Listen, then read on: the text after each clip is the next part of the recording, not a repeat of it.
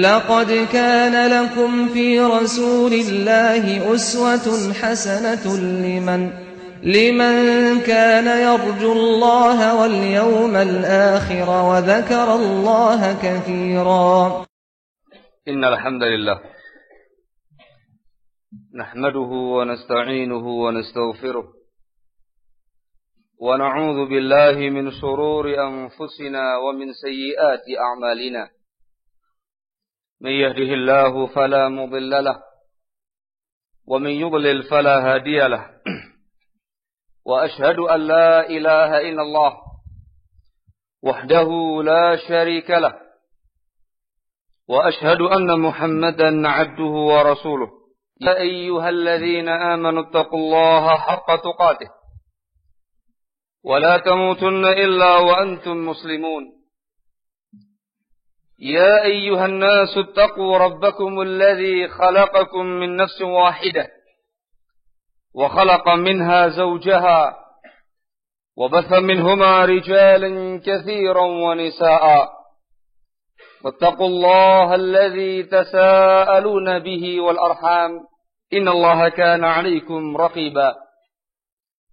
يا أيها الذين آمنوا اتقوا الله وقولوا قولا سديدا يصلح لكم أعمالكم ويغفر لكم ذنوبكم ومن يطع الله ورسوله فقد فاز فوزا عظيما. أما بعد فإن أصدق الحديث كتاب الله وخير الهدي هدي محمد صلى الله عليه وعلى آله وسلم وشر الأمور محدثاتها فإن كل محدثة بدعة وكل بدعة ضلالة وكل ضلالة في النار. أيها الناس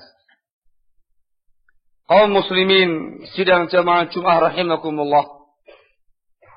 Allah Subhanahu wa taala dalam Al-Qur'an dalam surat Maryam menceritakan kepada kita tentang Nabiullah Ibrahim alaihi salatu wassalam yang berupaya mendakwai ayahnya yang kala itu dalam keadaan kafir. Di antara isi dakwah nasihat yang disebutkan Nabiullah Ibrahim alaihi salatu wassalam kepada ayahnya, Allah abadikan dalam Al-Quran, Ya abati inni qad ja'ani minal ilmi ma lam ya'tika fattabi'ni ahdika siratan sawiyya.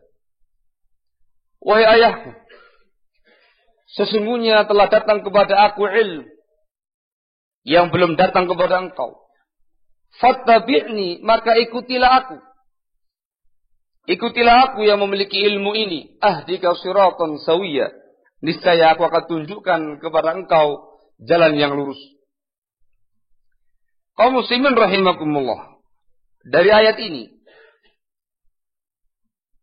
diambil faedah yang sangat penting, yang itu merupakan satu prinsip dari prinsip-prinsip Islam.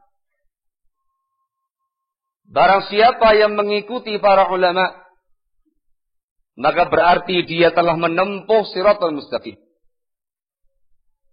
Barang siapa yang berada di barisan para ulama, berarti dia berada dalam barisan siratal mustaqim. Fattabi'ni ahdika siratan sawiyya.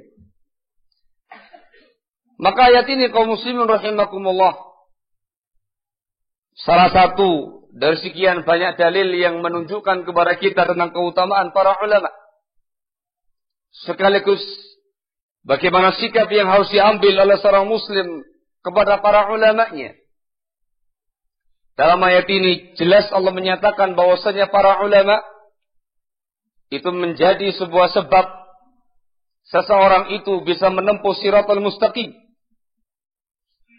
Jauh dari penyimpangan-penyimpangan yang ada.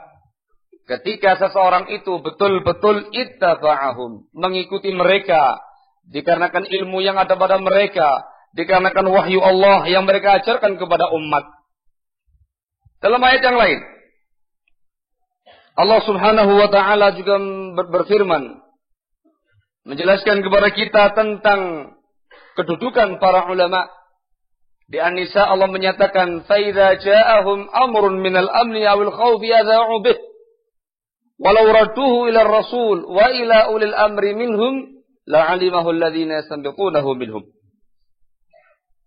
Allah mengatakan apabila datang pada mereka suatu perkara yang aman atau perkara yang menakutkan, mereka langsung menyiarkannya. Dalam ayat ini kata mufassirin, Allah Subhanahu wa taala memberikan teguran kepada kaum muslimin yang dengan mudah, yang dengan gampang menyebarkan berbagai macam isu-isu yang muncul di tengah-tengah mereka. Baik isu yang berkaitan dengan perkara yang aman atau isu yang berkaitan dengan perkara yang kan. Sebarkannya ditegur dalam ayat ini. Tindakan yang dianggap keliru dalam Islam. Kemudian Allah Subhanahu wa taala memberikan tarbiyah, pendidikan kepada kaum muslimin. Allah mengatakan, walau radduhu ila rasuli wa ila ulil amri minhum, la'alimahu alladhina yastanbitunahu minhum. Kalau seandainya mereka mengembalikan semua urusan mereka tadi, isu-isu tadi kepada Rasul pada masa hidupnya, dan kepada ulil amri di antara mereka. Ulil amri di sini, khanafitina asakumullah jalla para ulama.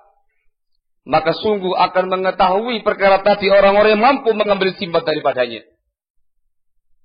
Dalam ayat ini, khanafitina asakumullah, Allah Subhanahu wa taala menjelaskan kepada kita bahwasanya para ulama itu merupakan marji'iyatul ummah, rujukan umat, referensi umat, tempat umat untuk menyelesaikan berbagai macam persoalan mereka, problem mereka, isu-isu yang berkembang tengah-tengah mereka. Wajib untuk kembali kepada Rasul, kepada sunnatul Rasul alaihi salatu wassalam, juga kembali kepada para ulil amri, para ulama di antara kaum muslimin. Fal ulama marji'iyatu hadhil ummah. Maka barang siapa yang menjadikan para ulama sebagai rujukannya, tempatnya untuk bertanya, meminta fatwa, meminta bimbingan-bimbingan, penjelasan tentang berbagai macam perkara yang muncul di tengah-tengah mereka, maka dia sungguh telah mengikuti siratal mustaqim dengan ayat yang pertama tadi. Dan masih banyak lagi sesungguhnya dalil yang lainnya yang menjelaskan kepada kita betapa tinggi kedudukan para ulama dalam Islam. Farahmatullah wa nashkuruhu, kita bertahmid, bersyukur kepada Allah Subhanahu wa taala, di mana Allah Tabaraka wa taala memberikan kepada kita nikmat yang sangat besar kali ini dengan hadir tengah-tengah kita al-masyayikhul kiram al-fudala, memberikan ilmu mereka, fawaid-fawaid dari mereka. Maka khonafidina azakumullah, sikap kita yang harus diambil ialah ittiba'uhum, mengikuti mereka. Narji ilaihim, kita kembali kepada mereka dalam semua perkara-perkara mereka. Alhamdulillah, kita di penghujung daurah yang ke-9 semacam ini, banyak fawaid, banyak nasaih, durus di acara kita sekarang ini. Maka khonafidina azakumullah, itu merupakan nikmat dari Allah Subhanahu wa taala yang wajib kita syukuri.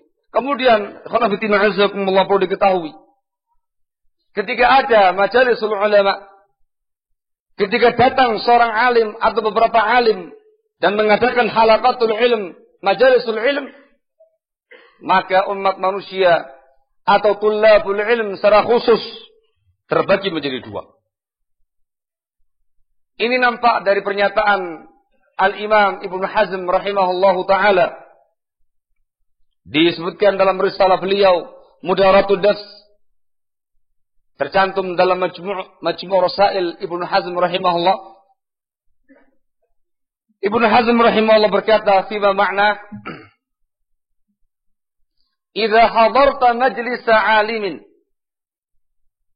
falyakun huduruka hudura mustafidin wa mustazidin imanan wa ilma,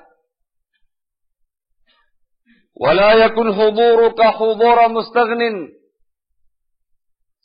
talibi khati'atin tusanni'uha aw gharibatin tusayyi'uha, Fa'innahu fi'lul aradhil alladzina la yuflihuna fil alimi abada.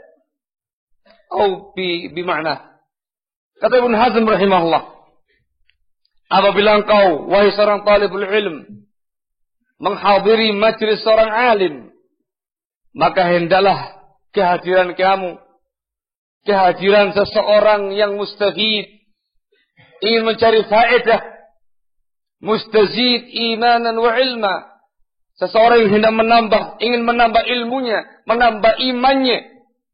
Dan jangan sampai hadirnya orang yang mustaghnin, yang enggak merasa butuh dengan mereka, atau hadirnya seperti orang yang talib yang mencari kesalahan-kesalahan alim dalam rangka untuk dia cerca, dia caci, dia lecehkan, atau dalam rangka mencari gharibah, pernyataan yang aneh-aneh, fatwa yang gharib-gharib, dalam rangka untuk kamu sebarkan. Sebab itu merupakan tindakan orang-orang yang rendah, tindakan orang-orang yang hina, yang tidak akan pernah berbahagia selama-lamanya para seorang alim. Dari sini khonabtina azakumullah, seperti yang saya katakan di atas, seseorang yang menghadiri majalisul ilm, majalisul ulama, ada dua macam. Ada orang yang berbahagia, yang mengambil faedah daripadanya, yaitu seseorang yang hadir di majlisnya para ulama dengan niat talabul ilm, dengan niat tafaqquh fi din, menambah ilmunya, menambah imannya, mencari fawaid dari para ulama, dari para masyayikh, untuk dia amalkan dalam kehidupan kesehariannya. Ada muflih.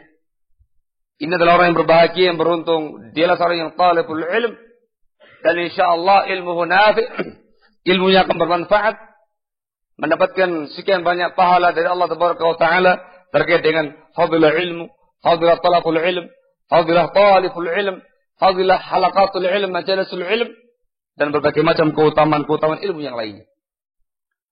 Dan yang kedua, ikhwanatina azakumullah, seseorang yang khasir, razil, orang yang merugi, yang rendah, yang hina, kainan man kan, siapa dia orangnya, ketika dia menghadiri majalisul ulama, bukan dalam rangka untuk mencari ilmu, bukan dalam rangka mencari faedah ilmiah, datang tapi tidak butuh dengan dia, mustaghdinan, atau bahkan dia datang hanya dalam rangka untuk mencari kesalahan-kesalahan para ulama, mencari kesalahan-kesalahan para masyayikh, untuk dia cela, untuk dia rendahkan, atau bahkan dia mencari sesuatu yang aneh-aneh, yang ganjil-ganjil, yang tentunya sesuai dengan harapan hatinya, sesuai dengan apa yang dia inginkan, gharibah, dia sebarkan ke sana kemari, fatwa alim fulan, fatwa syekh fulan.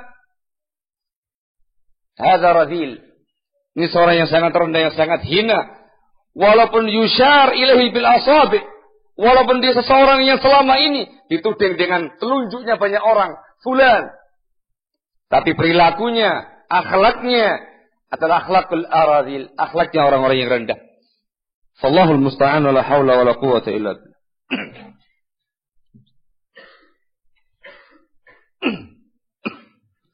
Alhamdulillah, wassalatu wassalamu ala rasulillah wa ala alihi wa sahbihi wa mawala, amma ba'd.